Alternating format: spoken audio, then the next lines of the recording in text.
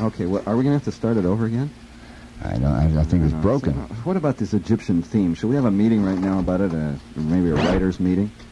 It's okay, Al. We're going to run it later. Thank you. Okay. Well, now, as head of the writers, now that we have a union here on the night shift, I'd like to take this opportunity to thank our stars, Mike Gwynne and Phil Austin, who have done such an outstanding, exceptional job. And here's Mike Gwynne now. Phil, Mike? wake up.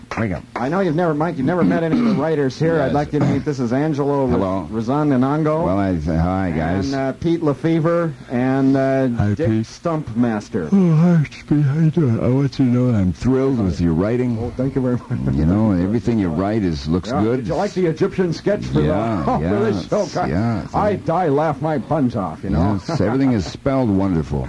Thank you.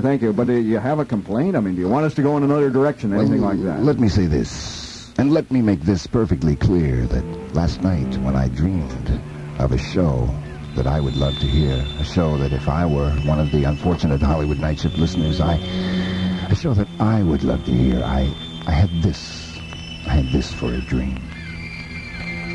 It seems I was aboard ship and there was a whale to be caught. I looked down for one leg and it was missing. It had become wood. There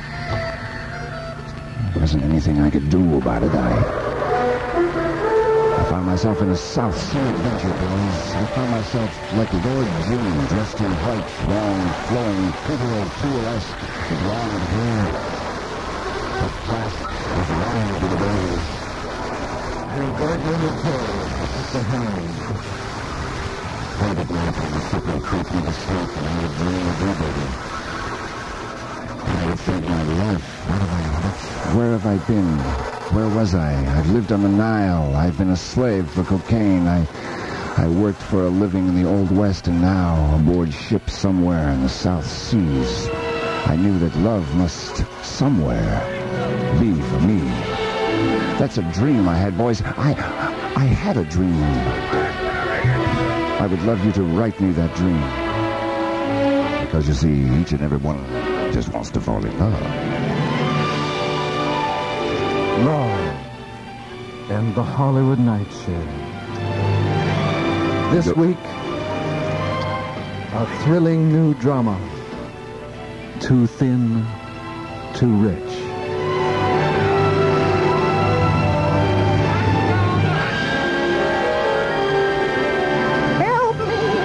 Help me!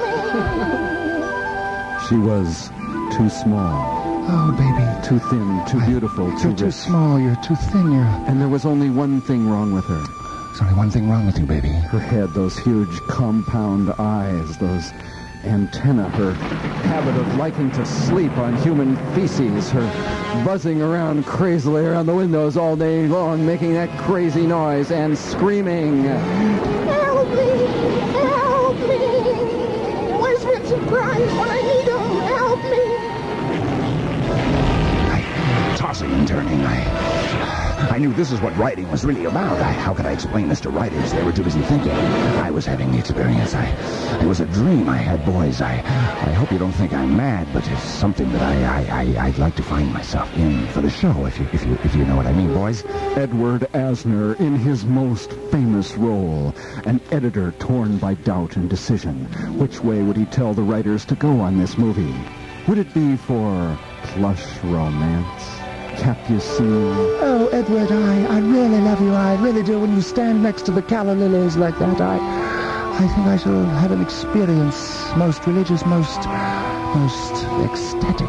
Claudia Cardinale, her legs spread. What was in her mind? Edward, I'm having trouble telling you what's really on my mind. Yes, I'd like to get your mind, but first this, my dear. Look, inside here. Not a heart, an engine, a pumping cylinder, a pushing pumper. I'm just a man of parts and bushings and bearings, Darlene. I have no heart. You give me such fear, Edward, when you talk like that. It's not my talking, Daphne. It's my strong meat-like hands, the great forehocks of my horse-like fists. Around your throat, you... Oh, much. Oh, around my throat. Stop! I've got to stop myself from choking myself.